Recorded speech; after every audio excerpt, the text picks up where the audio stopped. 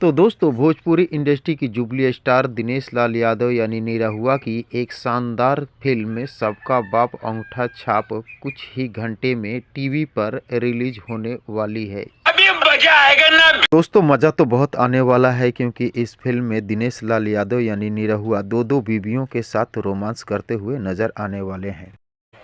अरे कहना क्या चाहते हो? तो दोस्तों कहना नहीं बल्कि मैं दिखाना और बताना चाहता हूं। क्या आपको पता है ये फिल्म कौन सी टीवी चैनल पर और कब रिलीज होने वाली है? नहीं।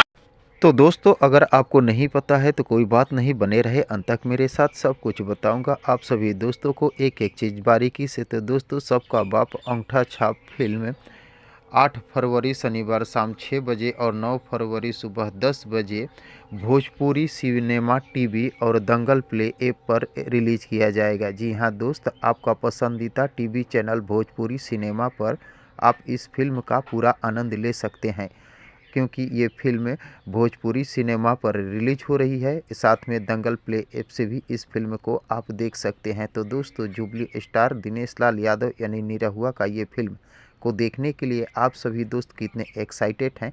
वैसे आपको बता दें दोस्तों, ये फिल्म लगभग 2 साल पहले सिनेमा हॉलों में रिलीज हो चुकी है।